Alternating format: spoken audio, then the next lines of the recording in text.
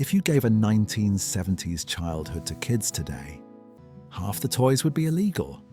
3 of them would trigger CPS, and 1 would probably get your parents arrested. And we called it normal. We didn't grow up safe.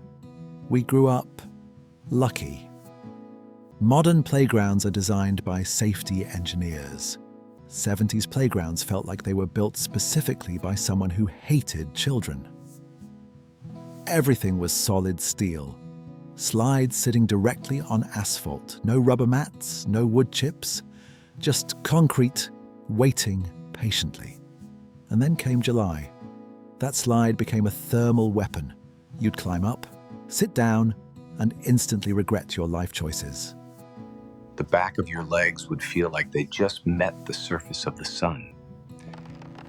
You had 2 options: commit and slide down at record speed, or try to stand up and awkwardly shuffle your way down while everyone pretended not to laugh. It wasn't play. It was thermal endurance training. And the merry-go-round, not play equipment, a centrifuge.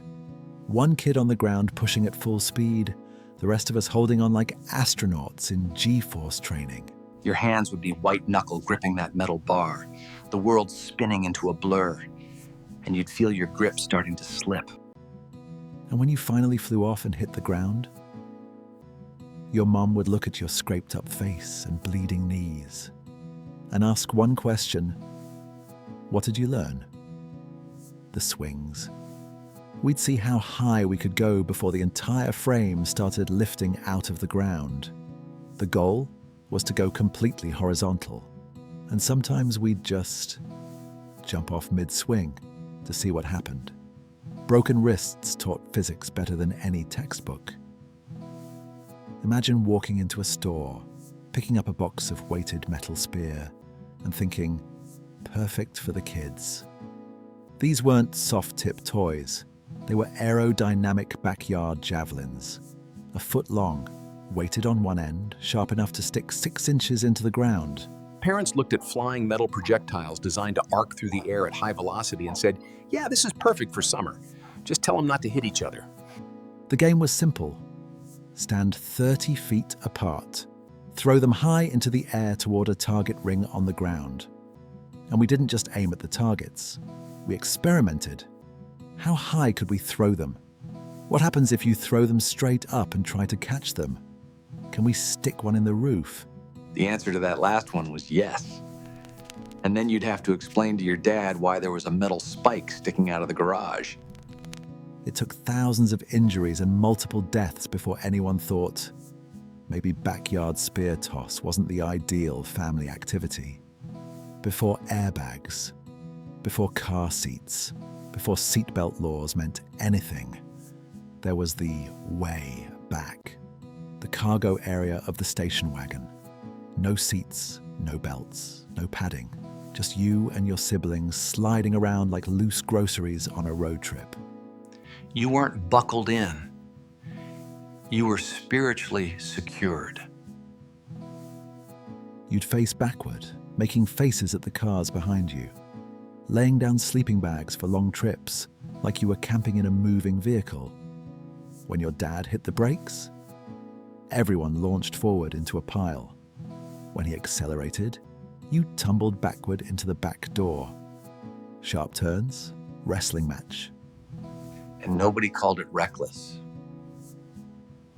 It was just how you traveled.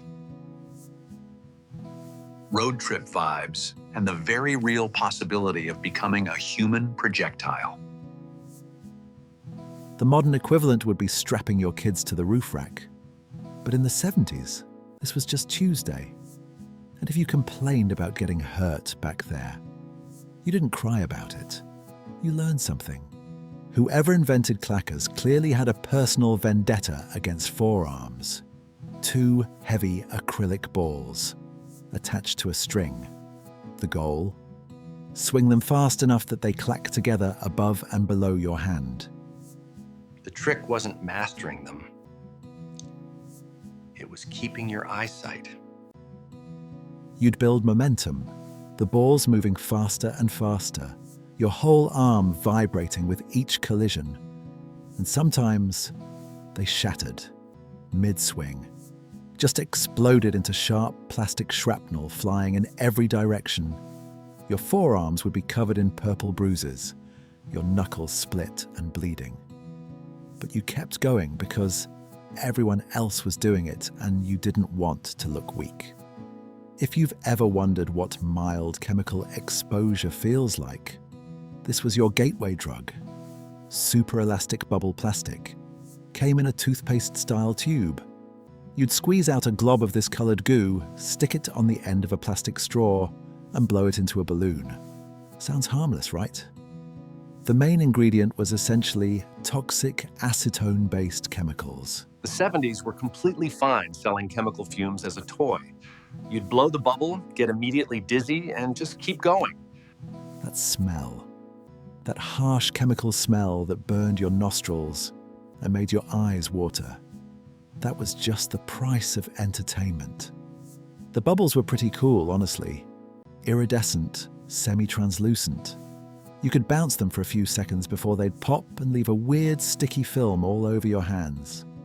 But you were basically huffing industrial solvent, marketed as fun. Today, this would need a hazmat warning. Back then, it was aisle 7 at Toys R Us. Modern chemistry sets teach curiosity. 70s chemistry sets taught consequences. Real chemicals, sulfur, zinc, potassium permanganate, and an open flame. The instruction manual had actual experiments, safe educational demonstrations. But we didn't read instructions. We heard, make it explode. You weren't building baking soda volcanoes. You were testing the limits of what could be combined. Mix this powder with that liquid. Add heat. See what happens. Sometimes, nothing. Sometimes, a small pop. Sometimes, a smell so foul and concerning, your mom would make you take the entire operation outside to the driveway. Parents just handed us a box of combustible materials and said, go play. Try not to burn the house down. The fact that more garages didn't explode is genuinely miraculous. We were basically unsupervised junior chemists with access to materials that would make a modern safety inspector faint. Did anyone actually follow the instructions, or did we all just try to make the biggest smoke bomb possible? Let me know in the comments. We survived all of that. The burns, the bruises, the questionable decisions. But there was one thing more dangerous than all the metal and chemicals combined. And it didn't come in a box. Be home when the street lights come on. That was the supervision strategy. Total freedom, but also total social survival. One rule. That was it. We wandered the neighborhood completely untethered. No cell phones, no check-ins, no way for anyone to reach us. For hours we'd be out there, navigating the hierarchy of the neighborhood entirely on our own. So there you have it. 7 things that were completely normal in the 70s that would get someone arrested today. Drop a comment and let me know, how many of these did you survive? And which one came the closest to taking you out? Thanks for watching.